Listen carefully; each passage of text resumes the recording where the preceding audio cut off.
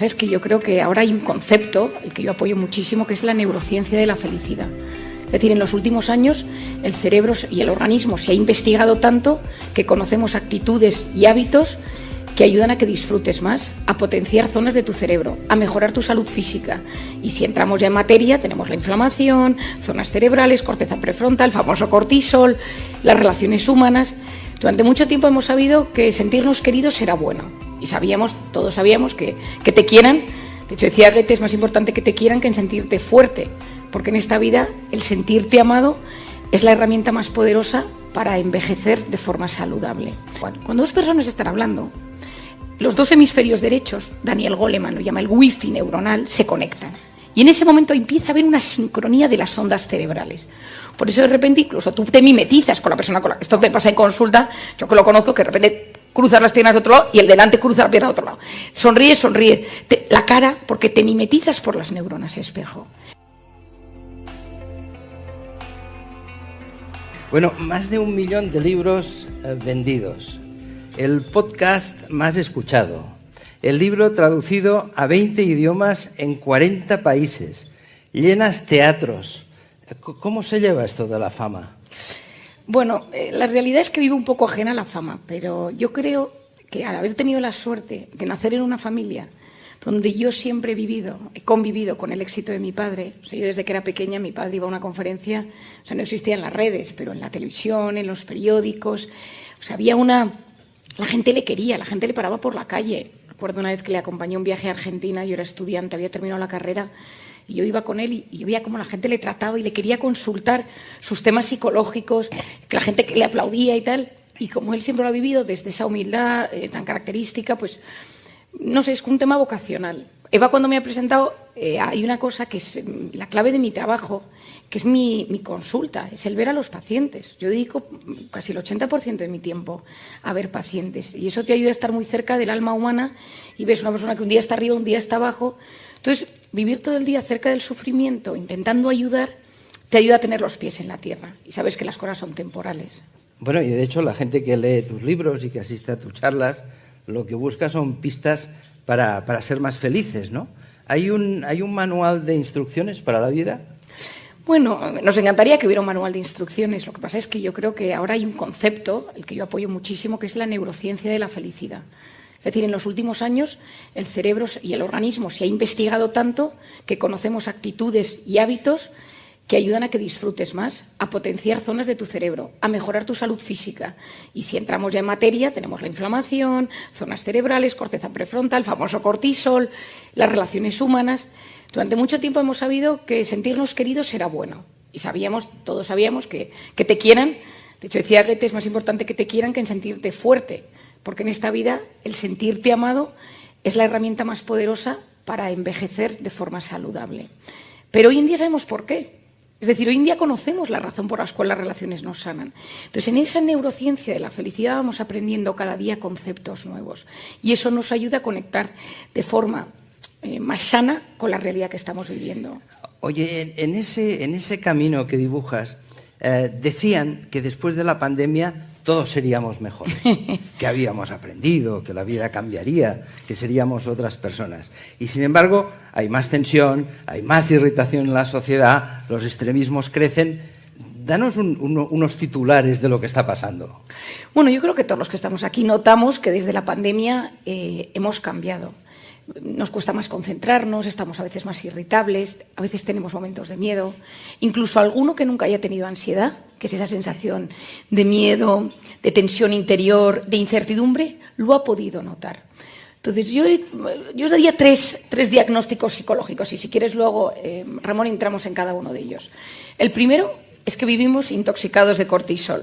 Me encantaría pensar que aquí todo el mundo sabe lo que significa esto, pero la intoxicación de cortisol, el cortisol es la hormona del miedo y se activa en los momentos de incertidumbre, donde nuestra supervivencia está en juego. Si yo voy caminando por la calle y aparece un león detrás, se activa el cortisol para que todo mi organismo lance neurotransmisores y sustancias a mi cuerpo para que yo pueda salir corriendo. Esto es la clave de la supervivencia. De hecho, el cortisol es tan bueno que hoy, 2023, estamos aquí porque hemos sido capaces, y nuestros antepasados, de sobrevivir a las amenazas y a los miedos que surgían. Una persona que no tiene cortisol por enfermedades, por bloqueos, por diferentes razones, es una persona que vivirá mucho peor la amenaza y el miedo. Pero ¿qué pasa? Que el cortisol, siendo una hormona necesaria para la supervivencia, es negativa y se vuelve tóxica cuando vivimos en un estado de miedo mantenido. Y el cortisol se activa no solo ante el miedo real, es decir, el león, sino lo imaginario, que esto es la clave. O sea, es decir, si tuviera que deciros que hay que explicarle a nuestros hijos mensajes que tienen que saber, que nos activa igual el cortisol lo real que lo imaginario. Y si me quedo en el paro, y si mi pareja me es infiel, y si mi hijo está en las drogas, y si mi padre se muere, y si mi empresa no sale adelante, y si me pillan en esto que hice que no es del todo legal. Ese 90% de cosas que nos suceden en nuestra mente nunca van a pasar, pero nos intoxican de cortisol. Y te hago un apunte. No es solo el miedo, es donde mi supervivencia está en juego, que puede ser mi supervivencia afectiva. Si yo noto que mi relación de pareja está rara, está en tensión y me hago una película en la cabeza, la supervivencia de mi corazón está en juego y me sube el cortisol. Si mi jefe lleva una temporada, o la gente de mi comité de dirección lleva una temporada tensa conmigo, y yo noto que algo puede estar pasando, es la supervivencia profesional. Oye, hacer sentir a alguien especial es la mejor manera de incrementar la oxitocina. Bueno, hay diferentes maneras, ¿no? Cuando yo estudié medicina, pues sabíamos que era el parto y la lactancia, y hasta ahí se conocía. ¿Qué pasa? Que en los últimos años ha habido muchísimos estudios. Sabemos que sube la oxitocina en las mascotas, los perros. Esto es una cifra que a mí me preocupa, pero en España hay más mascotas que personas menores de 15 años, o sea, menores que niños. Entonces, pero todo el tema de las mascotas es que genera oxitocina. Hay todos unos estudios espectaculares en perros, en gatos, cómo incrementa la oxitocina del animal y la oxitocina del ser humano. Por otro lado, los masajes, los abrazos, las relaciones sexuales, quedar con un amigo, reírte con él, ese amigo que hace tiempo que no ves, vienes con tu preocupación. Otra cosa que ayuda mucho, y esto lo explico cuando hablo en centros educativos o a padres, tu hijo tiene un examen, tiene que subirse al escenario y tocar la flauta y está muerto de miedo, tiene un pico de cortisol, su amígdala cerebral le tiene dominado. Tú te acercas, le abrazas, le dices, yo voy a estar contigo, y ese niño empieza a subir la oxitocina y baja el cortisol. Tienes un empleado de tu equipo que tiene que ir al comité a presentar los resultados y no han ido bien y está de los nervios, lleva su presentación, su PowerPoint y notas, pues eso, porque los típicos síntomas, esa sudoración, te tiembla la voz, pues los síntomas que todos conocemos de la tensión interna. Tú te acercas y le dices, no te preocupes que yo te echo un cable durante la presentación. Automáticamente esa confianza sube cortisol, sube oxitocina, baja cortisol. En una sociedad tan competitiva, donde vivir en un estado de tensión parece que es bueno, eso hemos descubierto que empeora la salud física y la psicológica, y por otro lado hay mecanismos para paliar esto. Yo cuando Eva me presentaba, me acordaba cuando empezaba yo a dar conferencias pues en alguna empresa, que era un tema que me interesaba un montón, y me acuerdo que a veces me decían, si no te importa no vamos a decir que eres psiquiatra, porque no van a entender que estemos invitando a un psiquiatra a la empresa para pensar que les vemos mal de la cabeza, que hemos detectado que hay alguno desequilibrado.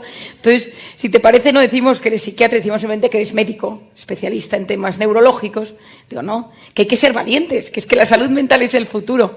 Y como anécdota, el libro está en ruso, y cuando me hicieron la traducción al ruso, el traductor me dijo, no podemos poner que eres psiquiatra, porque en Rusia los psiquiatras son los de los manicomios, los que atan a la gente. Entonces no vas a vender un solo libro si pones que eres psiquiatra, porque tiene muy mala imagen. Entonces hicimos un párrafo especial para la edición rusa, intentando limar el asunto, de los rusos, gente tan sencilla en sus planteamientos, para que intentaran entender la psiquiatría moderna. Hablabas de 3 grandes titulares. El primero era la intoxicación de cortisol. Vamos por el segundo. Segundo, intoxicación de dopamina. La dopamina es la hormona del placer y del deseo de tener placer. Se activa cuando yo estoy en contacto con situaciones o sustancias placenteras. Las hay buenas, las saludables, paseo con mis amigos, voy a un concierto de música, hago deporte, voy al campo a ver a mi equipo, quedo con amigos, me río, toco un instrumento de música, relaciones sexuales con pareja estable. Todo esto, dopamina buena. Luego está la dopamina de las sustancias dopaminérgicas, que están diseñadas para generar esos picos de placer, que tienen un cambio en el cerebro y que reconfiguran muchas redes neuronales hasta destruir el cerebro. Pornografía, videojuegos, cocaína, marihuana, exceso de alcohol, pues lo que también conocemos, o sea, que decir, apostar por internet, el azúcar a todas horas. ¿Qué pasa? Que si yo lo tuviera que explicar en modo sencillo, la neurona es como una estrella con una cola que se llama el axón y luego tiene unas patitas. Llega el estímulo, estimula la neurona y se genera como un potencial de acción, una carga eléctrica, y cuando llega a un nivel, ¡pum!, descarga la siguiente. Y en las patitas se abren unas bolsas donde salen los neurotransmisores. Sale la dopamina, sale la oxitocina, la adrenalina, bueno, la serotonina. Las hormonas especializadas en dopamina lo que hacen es estimular la siguiente neurona. Pero cuando esa sustancia no es de las saludables, se genera entre las dos neuronas, esto va a ser un concepto que voy a repetir mucho, entonces ya os lo voy a decir, que se llama el espacio sináptico, muchísima dopamina. Y cuando es demasiado, lo que sucede con la siguiente neurona es que se siente aturdida. Y entonces es como que sus receptores se esconden. Porque mi organismo busca constantemente el equilibrio. Si yo tengo el pH modificado, pues mi organismo, con sus propios mecanismos internos, cambia el pH. Si yo tengo frío, activa mecanismos para tener calor. Es decir, mi cuerpo constantemente busca equilibrarse. Si yo le meto un chute de cocaína, me voy a algo muy fácil de entender, los receptores notan que hay algo muy gordo que ha sucedido. Lo disfrutan, ese pico de euforia que conocemos que existe, pero los receptores se quedan atontolinados. Hay gente que se engancha y hay gente que no. Esto es otra vez, daría para una hora. Pero lo que sucede es que si yo empiezo a consumir cocaína todas las semanas, esos receptores se quedan completamente desensibilizados. Y si hubiera que explicar cómo funciona la dopamina, yo pondría carreteras. Entonces está la carretera de cuando voy a visitar a mis padres, la carretera de cuando yo juego al fútbol con mis hijos, la carretera de cuando yo leo un libro, la carretera de cuando yo hago deporte, y por ahí va circulando la dopamina. Pero todo esto se está recableando constantemente. Si yo de repente activo una carretera donde es la cocaína, como eso es tan poderoso, y activa un 100% más de dopamina que cualquier cosa saludable, robo la dopamina de las otras carreteras y la meto en esta nueva y se va haciendo más grande. Cuando yo voy a ver a mis padres, a mis sobrinos, yo ya no me apetece, yo ya no lo disfruto. Por eso todo adicto no es capaz de disfrutar de las cosas normales del día a día, de las actividades cotidianas saludables. Y surge una especie de tristeza, apatía, depresión que tienen todos los adictos. Te cuento esto con la cocaína, ¿a qué lo traspaso? A las redes sociales. Las redes sociales están diseñadas para activar nuestros circuitos dopaminérgicos y modifican nuestro sistema de recompensa. Quiero algo y lo quiero ya, y quiero constantemente estar disfrutando. Estas neuronas están desensibilizadas. Gente joven, ¿qué está sucediendo? Yo tengo constantemente dopamina cada vez que me siento triste, me siento aburrido o me siento con ansiedad.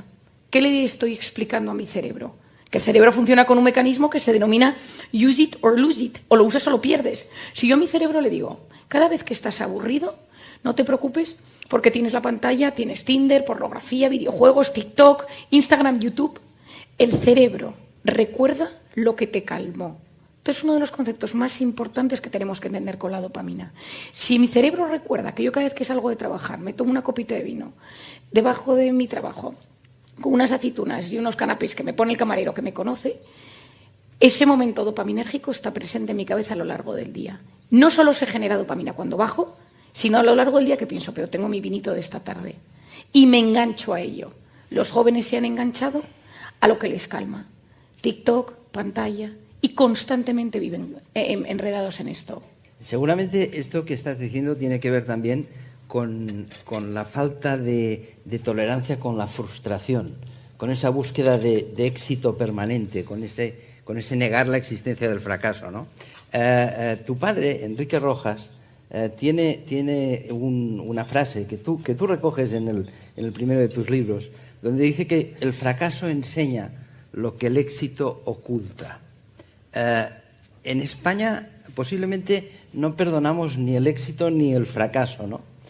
¿Penalizamos demasiado los errores? ¿Un directivo que admite el fracaso se hace mejor profesional? Bueno, es que yo creo que en los últimos 10 años, sobre todo en los últimos 5, la figura del directivo ha cambiado. Antes, el directivo que tenía que salir adelante tenía que ser una persona que no conectara con sus sentimientos, porque eso es una vulnerabilidad. Si yo tuviera que entrar, Ramón, que esto es muy divertido, en cómo son los directivos, si tú les haces análisis de sangre, sabes cómo son los americanos que todo lo investigan. Entonces, el directivo que crece según cuál es su personalidad, sus niveles de testosterona. Esto no lo he dicho, pero es clave. La testosterona, que es la hormona de los hombres, que está más presente en los hombres, competitividad, agresividad, capacidad de asumir riesgos. Hay menos miedo. cuanta más testosterona, menos oxitocina. Yo pienso que nos han creado muy bien, o sea, venimos muy bien hechos de la creación, la mujer es la que es pura oxitocina y el hombre tiene toda la testosterona. Pero el hombre, lleno de testosterona, se hace padre, tiene un hijo, está en casa, juega con él, y esos niveles de testosterona empiezan a bajar y le suben la oxitocina. Durante muchos años se ha pensado que el directivo tenía que ser ese hombre lleno de testosterona donde la oxitocina no aparecía. Hoy en día, esos síntomas de confianza, de reconozco mis errores, de te pido perdón. Todavía hablaba yo con un directivo en la consulta, una persona que durante muchos años le ha costado conectar emocionalmente, tiene una herida muy grande en la infancia, es un tipo que ha llegado muy lejos en la vida, pero el primer día que vino a mi consulta vino porque le había dado una crisis de ansiedad en el avión. Es lo típico esto, ¿eh? Directivo todo el día metido en el avión, va, viene, no conecta con emociones y de repente se cierran las puertas del avión y quiere salir corriendo del avión. Entonces me dijo, a mí no me estudies mi personalidad ni me trates las emociones, a mí quítame el miedo a volar, que es lo que tengo ahora. Yo tengo un paciente, un directivo de una empresa, es extranjero, pero tiene una historia, que se bloqueó con el tema de los aviones, pero era incapaz de ir a terapia. Decía que era una cosa de débiles, que si se enteraba alguien de su empresa, que si se enteraba su padre, que también era un directivo importante, que no lo iba a hacer nunca, y entonces empezó a ir a los sitios en barco, muy poco práctico. Entonces hizo su despacho, le puso el mismo cuadro en el barco, tenía el suficiente dinero para poder hacer todo este mecanismo con el barco, pero en una de estas la mujer dijo, este hombre me está siendo infiel, porque claro, había días que el satélite no funcionaba, me voy a Río de Janeiro y tardo no sé cuántos días en llegar, todo en barco. Hasta que un día la mujer le puso un detective y descubrió que lo que tenía era que es que iba en barco. Entonces dijo, ¿qué demonios pasa en ese barco? Y el marido llorando le dijo, es que le he cogido miedo a volar, pero no me atrevo a reconocérselo a un psiquiatra porque eso es reconocer que tengo un problema en la cabeza, ¿no? Entonces cuando vino me dijo, solo dame una pastilla para volar. Entonces hubo que entrar, ¿no? Entonces lo que hablamos es que esta nueva, lo único bueno que ha traído la pandemia es que se habla de salud mental. Pero no nos preocupamos a veces demasiado por cosas que al final, la mayor parte de ocasiones, no suceden. 90%, de hecho es 91,4%. Yo cuando saqué cómo hacer que te pasen cosas buenas, escribí en el libro, el 90% de lo que nos preocupa, claro, ten en cuenta que yo escribí el libro para mis 4 pacientes y mis amigos. Entonces yo puse Menos mal. Y a veces cuando lo releo digo, y puse el 90% de lo que nos preocupa nunca sucede. Y en la primera entrevista que me hizo un amigo mío, me dice, Marian, esto es un gran titular. Dice, ¿dónde se ha investigado? Digo, no, es una cifra mía, así a grosso modo que yo he hecho con mis pacientes y mi propia experiencia. Y me dijo, entonces no te la puedo poner. Digo, no, ponla. De titular, no, hasta que no sea un tema de paper neurocientífico. Y me quedé tan frustrada que me pasé meses buscando a ver si alguien lo investigaba. Se lo dije a mi marido. Y un día mi marido Jesús me llama a la consulta y me dice, ha pasado una cosa muy fuerte.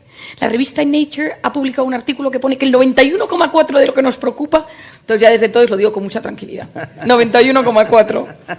Oye, ¿y por qué a la gente nos cuesta tanto encontrar el verdadero propósito de la vida? Ese ikigai que llaman los japoneses, ¿no? Porque para encontrar un propósito tienes que frenar. Para encontrar un propósito tienes que ser capaz de profundizar. Y para encontrar un propósito tienes que ser capaz de enfrentarte a grandes preguntas de la vida. Y eso genera vértigo. Porque cuando no hay respuestas, el cerebro busca sentir. Si yo tuviera que definir la felicidad, que para mí la felicidad, esta que se habla constantemente, felicidad es la capacidad de conectar con la realidad de la mejor manera posible. Me llega algo bueno, lo disfruto, me llega algo malo, lo gestiono. Hay gente que le llega algo bueno, no te fíes, cuidado, vas a ver tú, esto no es bueno, llega lo malo, te hundes, te deprimes. Para mí eso es la felicidad, y la felicidad depende de darle sentido a las cosas. ¿Qué pasa? Que una sociedad que ha perdido el sentido de su vida, que hemos perdido el rumbo, que todos estamos de acuerdo, nuestro espíritu, nuestra alma, nuestra mente necesita encontrar algo. No podemos estar en el vacío, porque el vacío es ansiedad pura. Sustituimos sentido por sensaciones. Y entonces esas sensaciones son las dopaminérgicas de las que hablábamos. Y me meto en la rat race de las emociones y nos convertimos en drogodependientes emocionales, adictos a experiencias. Y cuando estoy en esa rueda dopaminérgica, soy incapaz de frenar, porque si freno tengo vértigo, porque no hay respuesta a las grandes preguntas.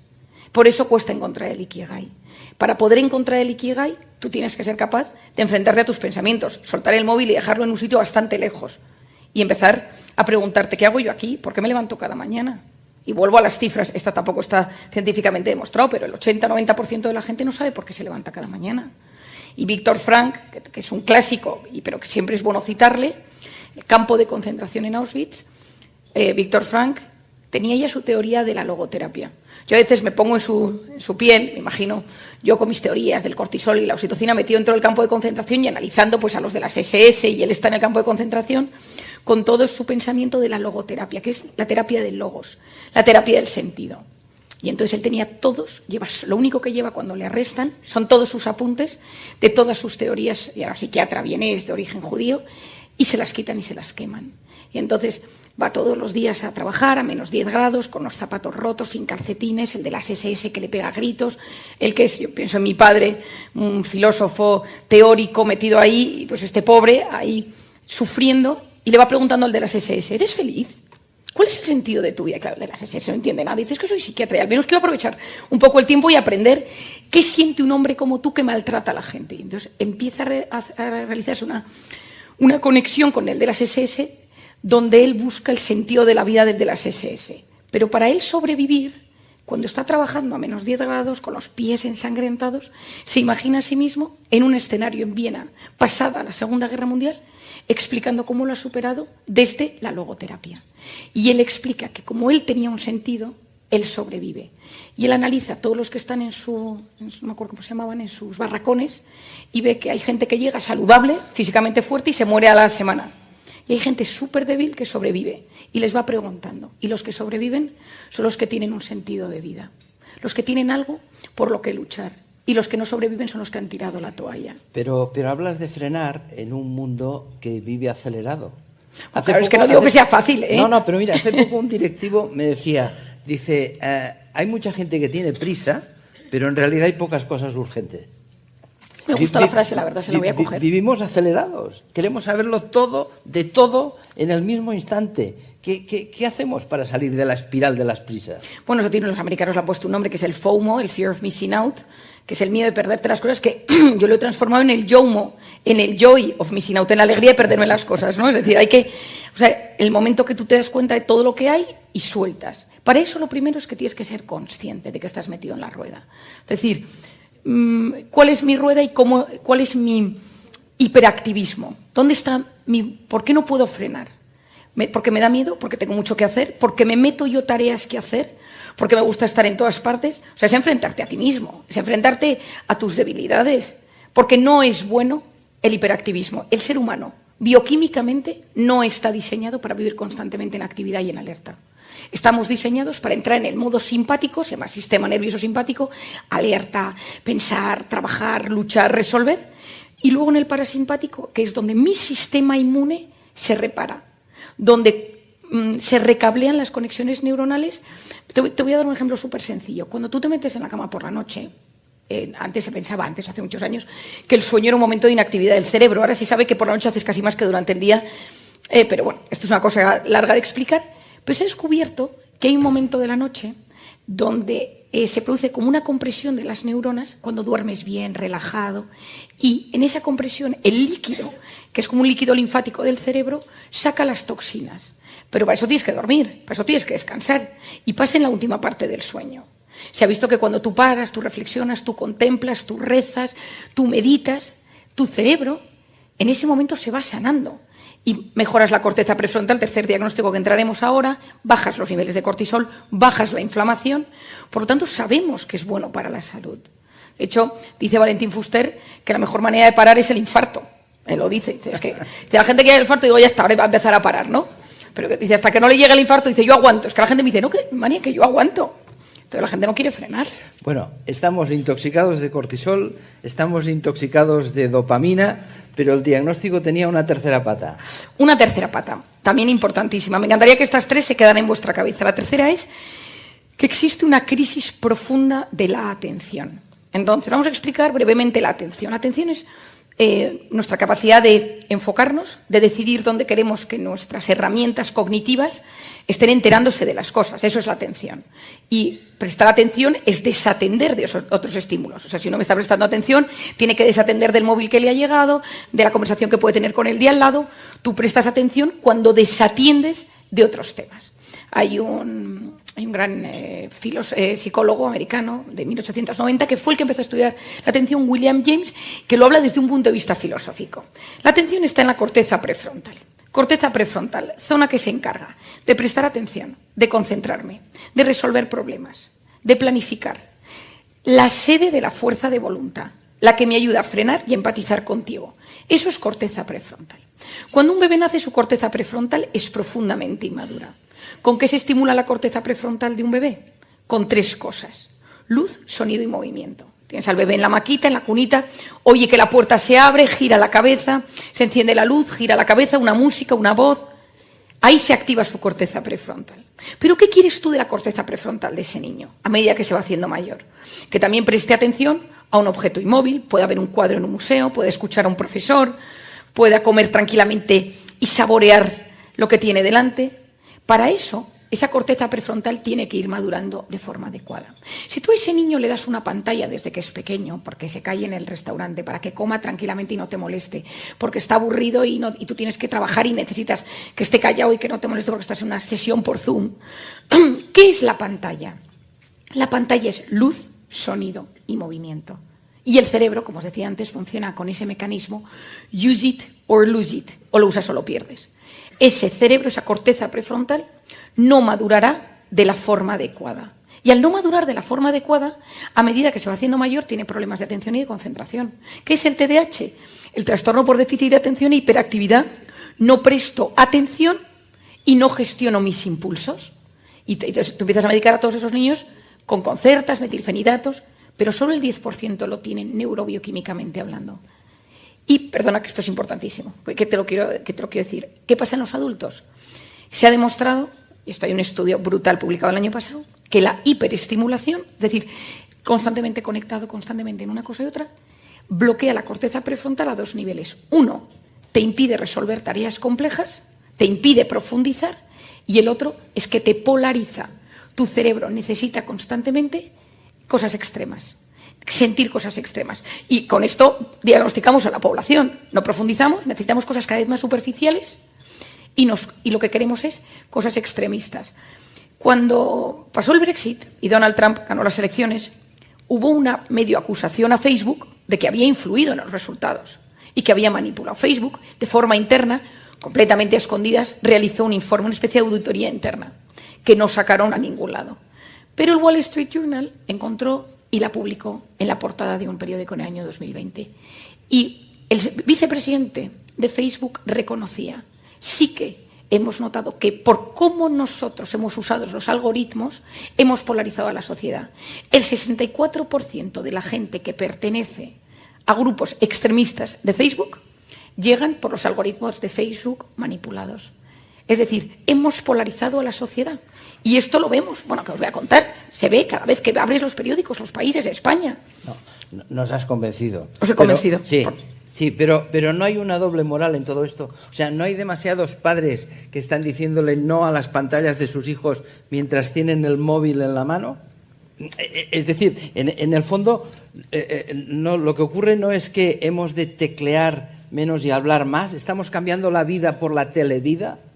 Bueno, totalmente, pero tienes toda la razón. Y tiene una frase que dice que los padres son los grandes maestros de la vida y que no puedes pretender que tus hijos hagan cosas que tú no haces. O sea, si tú le dices a tu hijo, el otro día me decía un paciente, yo es que a mi hijo de 10 le he tenido que dar el móvil porque toda su clase tiene móvil, no quiero que sea el único que no tenga móvil. Le digo, ya, pero es que el problema es que por luchar, esto me recuerda a cuando la gente te dice, no, mi hijo el otro día ha llegado borracho a casa, tiene 15 años, pero todo es que todo el mundo bebe. Bueno, pues entonces como todo el mundo hace todo, permitamos que hagan cosas que sabemos que deterioran su cerebro.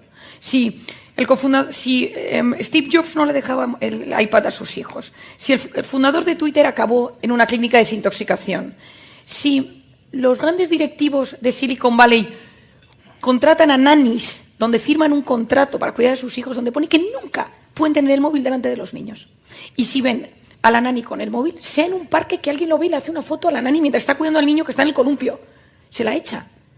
Porque saben. Esto me recuerda al narcotráfico. Si alguien ha visto Narcos, que todos consuman menos los nuestros. Es decir, deteriorar el cerebro de las personas porque da mucho dinero.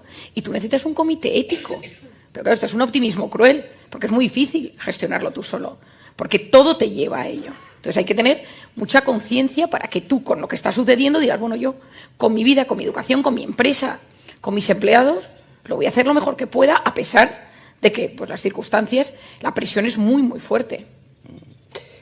Oye, veo que están apareciendo algunas preguntas que hacen referencia a temas de liderazgo. ¿Qué es un líder, Marian? Bueno, para mí un líder es una persona que tiene un mensaje, es decir, que tiene contenido, que tiene sustancia, esto es clave, que sabe comunicarlo, esto es importantísimo, que tengas habilidades de contar tu mensaje. Claro, yo conozco gente muy inteligente, que me acuerdo de... Nosotros tenemos una empresa, mis hermanas y yo, que se llama Ilusio, en la cual nos dimos cuenta hace unos años que había que conseguir prevenir temas de salud mental desde la empresa. Y entonces lo que hacemos es impartir sesiones, talleres a empresas, y algunos de los directivos o del comité o los que quieran voluntariamente pueden tener sesiones uno a uno conmigo o con alguna persona del equipo. Y ahora hemos lanzado una aplicación. Bueno, pues me acuerdo hace un tiempo, un directivo que me tocó, que llegó, un tipo estupendo, un tío que tiene un buen mensaje, una buena empresa, tal, pero no sabe hablar. O sea, no sabe comunicar las cosas, se bloquea, le entra muchísima angustia. Cuando tiene que enfrentarse al conflicto es un drama para él. Y entonces, claro, pues, ¿qué os voy a contar? Para ser un buen directivo tienes que saber gestionar conflictos. Y para gestionar un conflicto tienes que saber ver el problema y saber comunicar a los demás cómo has visto el problema y cómo lo quieres resolver. Entonces, para mí, clave, y yo muchas veces recomiendo a los directivos que accedan a lugares donde les enseñen a comunicar mejor su mensaje, que es maravilloso, pero para eso hay que tener el mensaje, saber comunicarlo, ser optimista al respecto, importantísimo. Me recuerdo hace un tiempo que me llama una amiga mía y me dice, oye, hay una empresa que te quiere contratar para que hagas una cosa y tal, y te van a mandar. Y de repente me llega un audio, sin presentación ni nada, o sea, que decir que, hola, soy fulanita, te mando un audio, no, ni siquiera. Entonces veo un audio, lo pongo, entonces pone, oye, María, soy fulanita de la empresa tal, te queríamos llamar para esto. Yo soy la directora de la parte tal. Es un tema que no paga muy bien, la gente no está muy convencida. Yo creo que puede ir bien, pero en el fondo la realidad... Oye, no la contesté. No me puedes mandar un mensaje así. Luego me la reencontré tiempo más tarde y me dijo, oye, digo, es que tu mensaje era deprimente. O sea, no me motivó. O sea, entre que no te presentabas, me decías que a la gente no le interesaba, que te había costado la vida convencer al CEO de avisarme, pero que en el fondo habría que tener una reunión. O sea, un mensaje cero optimismo. Entonces, tengo mensaje, lo sé comunicar, soy optimista al respecto y soy coherente con mi vida. Es decir, un líder tiene que ser coherente con su vida. Yo muchas veces le pregunto a mis pacientes o a los de Ilusio, ¿tú te querrías convertir en tu jefe? ¿Te gustaría ser tu jefe? Me dice, no, porque desde que está en ese lugar se ha corrompido. Esto... Tú lo notas. Yo, si me voy al caso más fácil, que es un alumno, o sea, yo en las asignaturas de la carrera había un profesor maravilloso que me daba endocrinología, que es hormonas. Y entonces yo me acuerdo que esto lo pienso luego, cómo pasan las cosas en la vida, ¿no? Y entonces su asignatura me apasionaba, me gustó. Y el día que me puse muy enferma, el día del examen, y no me pude examinar, y tuve que hacerlo en septiembre, es el único examen que he tenido que hacer ese en septiembre. Y entonces, en Pamplona, y me acuerdo perfectamente que era mi asignatura preferida. Pero estuve tan enferma, vomité, cogí un virus y no pude ir al examen. Y entonces fui a hablar con él y dije, es que me encanta su asignatura. Y dijo, hazte endocrinóloga, las hormonas son el futuro. Dije, es que quiero ser psiquiatra. Y luego lo he mezclado. O sea, que decir que luego lo que son las cosas. Pero recuerdo que había dos materias que tenía dos profesores muy cenizos, que eran la bomba como cirujanos, pero que a día de hoy sigo sin entender bien cómo funciona esa parte del cuerpo, ¿no? O sea, que a veces me viene algún paciente con ese tema y digo, es que qué poco sé de esto, qué poco sé, ¿no? Sí, pero oye, hay muchos directivos que se quejan de que cada día es más difícil conectar con los equipos, que se tienen que transformar en un coach permanente, ¿no? Es lógico que tengamos que estar todo el día haciendo refuerzo positivo de nuestra gente para mantenerlos motivados. ¿No está fallando algo? La gente no se tendría que motivar sola. Pero vamos a ver, Ramón, si tú te metes en tu Instagram, en tu LinkedIn, y la gente te está poniendo corazones o likes constantemente, el cerebro, y esto hay una psiquiatra maravillosa en Estados Unidos que lo ha demostrado con un estudio, tú cuando sales a la calle estás esperando que la gente te lance aplausos y corazones, y la gente por la calle no te va a poner corazones. Pero cuando tú estás todo el día en tu casa, que de corazones subes una foto que estás en la playa, qué guapo estás, qué bien te queda, qué monos tus hijos, qué tal. Sales a la calle y nadie te dice lo guapo que estás y qué monos son tus hijos. Entonces llegas a tu jefe y echas en falta que tu jefe te eche unos corazones. Y entonces tu jefe no te los va a echar porque tu jefe tiene millones de cosas en la cabeza y él no está preparado para eso. Entonces, por eso, cuando tú me dices refuerzo positivo, vuelvo al sistema circuito de recompensa del que te hablaba antes de la dopamina. En ese lo hemos acostumbrado a tener refuerzo positivo todo el rato. Entonces, cuando tú sales a la calle y tu jefe de repente te dice, haz esto, te lo espero, lo quiero para ayer, que no pasa nada, todos nos han dicho lo quiero para ayer, y el otro no me lo ha dicho con cariño, no ha conectado conmigo, tal. Entonces, y hay otro punto, Y es que nos han vendido, y mucha gente le han vendido, que tú, donde llegues, tienes que generar impacto desde el momento que llegas. Y entonces otra vez me lo decía un chico que veo, un tipo de 30 años que ve mi consulta, dice, Marian, voy a dejar el trabajo. Dice, no estoy generando impacto. Entonces está en una Big Four, lleva 3 meses, y le digo, pero vamos a ver, que tú lo que tienes es que curtir un tiempo, y el esfuerzo, dice, no, es que quiero generar impacto porque yo creo que soy un tío especial. Digo, bueno, quizá lo seas, y yo no digo que no, pero que yo soy de la teoría que el esfuerzo es clave. Bueno, ¿qué teoría es esta? Que es básico, ¿no? Pero que hay una parte de esfuerzo. Entonces, si nosotros educamos a una sociedad en la sobreprotección, y ya no digo nada en la generación que viene, porque aquí estamos hablando, yo lo hablábamos ayer en nuestro desayuno, menores de los 80, mayores de los 90, y entre los 80 y los 90 estamos aquí en una especie de tierra movediza. A menores de 80, estamos en una tierra movediza, pero los menores de 8, los que nacieron antes de los 80 no se han educado con ese sistema de recompensa. Por lo tanto, saben que ese sistema de recompensa no tiene por qué llegar. Los nacidos después de los 90 han vivido todo el día con un... ten en cuenta que el teléfono es un dispensador automático de afectos. Entonces, es una tragaperras de dopamina. Clan, clan, siempre hay algo. Da igual lo que sea, siempre hay un WhatsApp. Si tú te levantas una mañana y no hay un WhatsApp, o WhatsApp se ha caído, o la gente te ha dejado de querer, y si no es ninguna de las dos, hay una cosa aquí rara de, pasa, de repente, oye, ¿estás todo bien? Hola, y a los cabo de 5 minutos empiezan a llegar WhatsApp, bien, ya está, la gente me sigue queriendo. Entonces, eso modifica nuestro sistema de recompensa, que es lo que tú hablas del refuerzo positivo, y la vida real no te da ese refuerzo positivo. Pues esto es un problema, ¿eh? Los liderazgos sinceros son cada vez más escasos porque cada vez es más difícil el ejemplo. ¿La verdad está infravalorada? Bueno, yo creo que la verdad está infravalorada, pero cuando llegas a ella te hace libre. Y esto no es mío, ¿eh? O sea, quiero decir, cuando llegas a esa verdad, vives con una paz interior absolutamente brutal. Y sabemos que cuando mi madre en eso me ha educado, o sea, mi madre no hizo una mentira. O sea, es una cosa, me acuerdo que con los reyes, no quiero que me escuche ningún niño, yo creo que es un tema, me acuerdo que era la única cosa en la que había una mentira, pero ya la tenía en conciencia porque sabía que había que hacerlo, ¿no? Pero vivir en la verdad te hace ser profundamente libre, te hace ser coherente, te ayuda a que la gente te admire. Cuando tú una persona te miente, rompe la forma en la que tú la vas a ver para siempre. Y en esa desconfianza nunca vas a conectar igual. Cuando dos personas están hablando, los dos hemisferios derechos, Daniel Goleman lo llama el wifi neuronal, se conectan. Y en ese momento empieza a haber una sincronía de las ondas cerebrales. Por eso de repente incluso tú te mimetizas con la persona con la que... Esto me pasa en consulta, yo que lo conozco, que de repente cruzas las piernas de otro lado y el delante cruza la pierna de otro lado. Sonríe, la cara, porque te mimetizas por las neuronas espejo. En ese momento pueden pasar muchas cosas. Tú puedes aliviar a una persona con sufrimiento. Cuando tú estás en una pantalla haciendo eso, y estás hablando con gente por Zoom, con cuadraditos, en Skype, en Teams, con lo que sea, tú no miras a los ojos de la persona que tienes delante, tú miras el cuadrado, tú miras la luz, tú estás hablando a la pantalla. Por lo tanto, no conectas igual. Si tú tienes que solucionar un tema de verdad, habla en persona. No lo hagas por Zoom. ¿Cuántas veces nos ha sucedido que tienes a alguien delante en Zoom, una situación difícil de gestionar, y de repente te lo encuentras 2 semanas más tarde por el pasillo y en 10 minutos lo has conseguido? Le coges, ¿qué tal? Y de repente se ha solucionado. 2 hemisferios derechos. Claro, todo en cuadraditos no soluciona las cosas de la misma manera. Y te voy a un caso todavía más fuerte que se ha publicado ahora con la pandemia, se han publicado un montón de cosas de todo este tipo de temas. Cuando tú estás conectado a la pantalla, la pila de tu corteza prefrontal, para que lo entendamos, se va haciendo cada vez más pequeña. Porque tienes que prestar mucha atención para no distraerte de la pantalla, porque la pantalla es distractiva.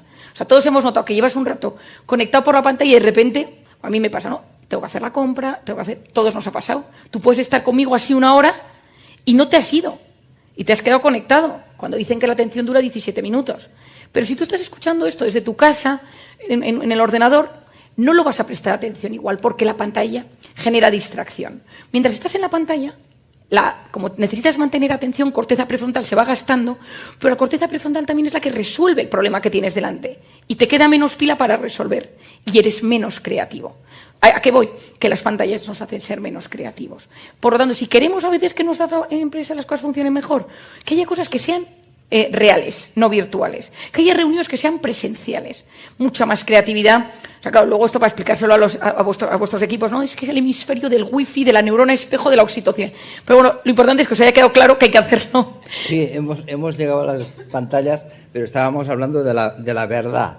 Y la verdad a mí me lleva a preguntarte algo que es un lugar común en todas las jornadas de directivos, y es que hemos de volver a los valores, que estamos perdiendo los valores. Tú en tu libro no hablas de valores, pero hablas de una expresión pareja, que es el sistema de creencias. Dices, hay un sistema de creencias que son esos juicios profundamente enraizados en nuestra mente que marcan todas nuestras situaciones, ¿no? ¿Hay un déficit social de creencias positivas? O sea, te diría dos cosas. La primera es que los valores son aquello que nos ayuda en los momentos de caos y de incertidumbre en la vida.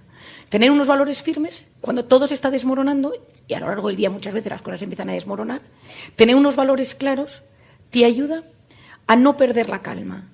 Lo malo es cuando no tienes esos valores. El otro día hablaba con un paciente, antes de verano, que ha empezado un negocio, le está yendo muy bien y tal, y ha acertado en un tema. Y el otro día vino un tipo, le dio un dinero, una maleta con dinero, y entonces me decía, María, pero ¿sabes qué alegría? Entonces la cantidad de dinero que había en la maleta y tal. Y digo, es que no te estás dando cuenta de lo que me estás contando, es que estás cruzando la línea. O sea, hacia el otro lado. Y me dice, ¿dónde está la línea? ¿Dónde ponemos cada uno de nosotros esa línea? Entonces esa línea depende de cómo te hayan educado, de dónde te hayas sentido tú cómodo. Si en esa educación que tú tuviste no saliste rebotado, tu padre era militar, estricto, unas normas súper, y tú estás convertido en lo contrario, ¿no? Es muy interesante entender cuáles son nuestros valores, de dónde vienen, si estamos de acuerdo con los sistemas de creencias. Tengo gente en mi consulta que dice, María, este es mi sistema de creencias, porque yo siempre lo pregunto, pero no me gusta. Lo que pasa es que está tan enraizado que no soy capaz de irme a otro lado. Esos cambios muchas veces son complicados. Los valores requieren, lo que decíamos antes, frenar, preguntarnos, saber que la vida tiene una trascendencia. Es alucinante cuando tú lees, porque nos pensamos que nosotros hemos descubierto todo, pero cuando tú te pones a leer a los antiguos, a los clásicos, cualquier religión busca las grandes respuestas. Y hay valores comunes a todas las religiones y a todos los sistemas de creencias. Lo que pasa es que hoy es más importante sentir que tener razón. Es más importante cómo me siento que la verdad. Y entonces eso desmorona el sistema de creencias y el sistema de valores. Cuando es más importante un sentimiento que la verdad, ahí se te rompe la sociedad. Y los sentimientos son situaciones del espíritu, de la mente, que van variando a lo largo del día. Yo te puedo caer fenomenal un día y al día siguiente caerte peor. Un hijo mío le puedo querer un montón y de repente me la lía y de repente es que no le soporto. Los sentimientos son fluctuantes. Cuando mi padre va a escribir un libro sobre los sentimientos, súper interesante. Entonces, los sentimientos se modifican según los estímulos, según las hormonas. O sea, es decir, una persona según sus hormonas, su estado de salud. Pero claro, importa mucho más cómo me siento que la verdad. Y los valores es reconocer que hay algo, hay una base, hay un pilar sostenible que es común a todos y que hay líneas que no se pueden pasar. Es complicado. Pues no se lo creerán, pero son casi las 10. Oye, tendríamos que ir terminando, pero háblanos un poco de eso que daba título a la sesión de hoy, a esa tu mejor versión. Tú en tu libro lo pones en una fórmula, dices conocimiento más proyecto de vida más voluntad, le pones un corchete y lo multiplicas por la pasión. Danos un flash de la fórmula. Bueno, es que poner fórmulas matemáticas en temas psicológicos pues es un desastre, ¿no? Pero cuando escribí el libro dije algo que se hablaba ya, se empezaba a hablar de saca lo mejor de ti mismo, ¿no? Y dije, a ver, cuando una persona dice yo quiero llegar a algo mejor de mí, yo quiero dar un escalón hacia arriba, pues lo primero es los conocimientos, hay que saber, hay que estudiar, porque el que no sabe, el que no estudia, el que no se forma, no ve las oportunidades de la vida. Ya lo decía Séneca, la suerte es donde confluyen la preparación y la oportunidad, es que hay que prepararse, hay que leer, hay que volver a la lectura, hay que saber, porque si tú no sabes en la vida que hay miles de oportunidades, no lo vas a ser capaz de identificarlas, y más en un directivo, más en gente de empresa. Siempre hay que formarse. Eso es los conocimientos. Proyecto de vida. No existe viento favorable para quien no sabe a dónde va. También Séneca, ¿no? Es decir, tengo que saber ese ikigai, ese sentido de vida. ¿Yo qué quiero para mi vida personal, de pareja, de mis hijos, empresarial, económica? O sea, ¿hacia dónde me dirijo? Porque si no hay proyecto de vida, soy esclavo de la tendencia, del sentimiento, de lo que me apetece, de lo que está de moda. Y en un mundo donde lo importante es la tendencia y la moda y el sentimiento, estás perdido. Entonces yo tengo que tener claro y decir, entonces una vez al año yo hago el mío, digo, conocimientos, ¿cómo me voy a formar en esta época? Mi proyecto de vida, ¿cuál sigue siendo? Voluntad, que claro, yo nací con mi padre que decía que una persona con voluntad llega más lejos que una persona inteligente. Y entonces yo decía, papá, mamá y voluntad, de pequeña. O sea, porque, claro, la voluntad, la capacidad de posponer la recompensa, tener orden, esfuerzo. Mi padre, yo siempre digo que es un genio de la corteza prefrontal, porque habló de la voluntad durante años, que es la sede de la corteza prefrontal, pero no se conocía entonces que existía la corteza prefrontal. Y la voluntad es, yo soy capaz de posponer la recompensa. Veo algo y digo, pero espero, no me conviene, pospongo. Y eso volvemos al refuerzo de la dopamina, porque al final esto es lo que funciona en la vida. Que yo sea capaz de ver a largo plazo las cosas. Pero si yo tengo el teléfono delante y digo, quiero globo, quiero sushi, quiero comprarme estos zapatos, este libro, tal, no hay posponer la recompensa. Y voluntad es orden, constancia y perseverancia. Y todo ello por la pasión. Porque si tú tienes si tú tienes una persona con pasión y sin conocimientos, una persona sin conocimientos motivada, ojo, que te puede meter en un problema. Cuando tú tienes pasión en la vida, lo que pasa es que pones el corazón en lo que haces. Y eso se nota. Cuando tú pones el corazón en lo que haces, conectas, ya sabemos por qué, por la oxitocina, por los hemisferios derechos, porque pasan cosas de verdad. No hace falta saber de neurociencia para conocer que cuando tú hablas con pasión la gente la convences, te sigue en tu trabajo, pero tienes que poner corazón. O sea, da igual, no hay trabajo pequeño si se hace con dignidad. Me voy a terminar con esta anécdota que me chifla. Encima se llama Ramón, el que le pasa, y así me acuerdo te lo hago en homenaje a ti. Estoy un día en casa, era de noche, y yo tengo una ventana en mi casa que se ve la calle, y entonces estaba mi hijo, uno de ellos enfermo, tosía, no se encontraba bien, y es que igual pediatra, no era COVID, pero no sabía si era antibiótico, no sé qué, me dice, sí, da el antibiótico. Entonces bajo, hay una farmacia 24 horas cerca de casa, voy, compro el antibiótico, cuando estoy volviendo cruzo la calle y veo que hay un tipo, está el camión de la basura y hay un tipo muy buen semblante que está recogiendo la basura del suelo y de las basuras y tal. Entonces le miro, le digo buenas noches, llego al portal de mi casa, giro la llave y noto que el tipo se ha quedado detrás mirándome. Cortisol. Y entonces, no, espera, y entonces le giro la cabeza, le giro y le veo mirándome en las escaleras y le digo muchísimas gracias porque la calle está limpísima, es que no sabía tampoco qué decir. Y me dice, ¿eres Marian Rojas? Y luego así soy yo. Y entonces pega un grito y dice, chicos, subir el volumen. A los del camión de la basura suben el volumen y se oye, el cortisol es la hormona del estrés, no sé qué tal.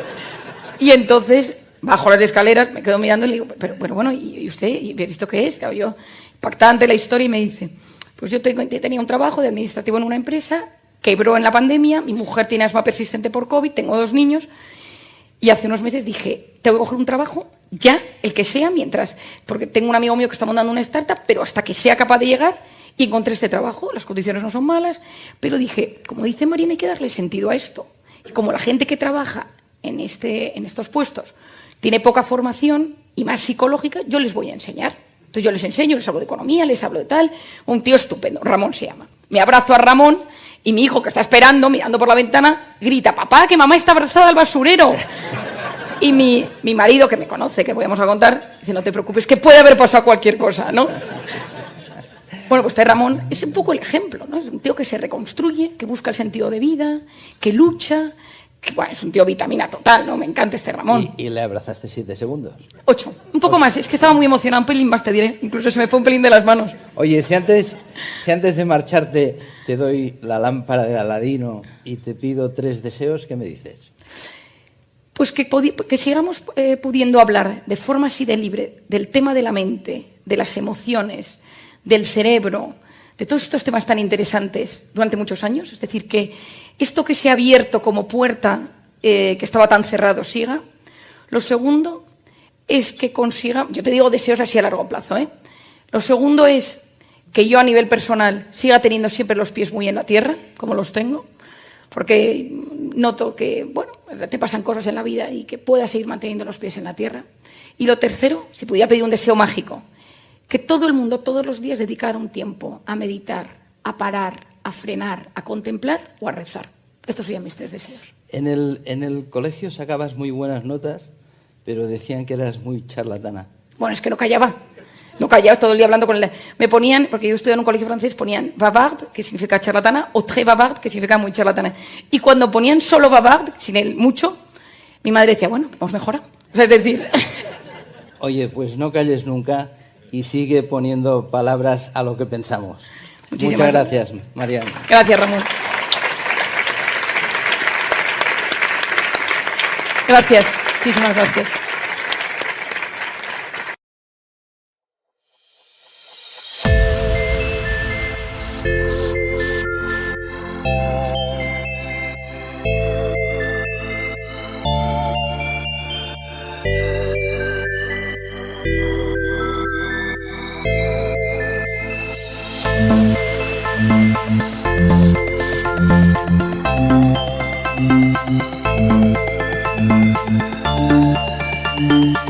Thank you.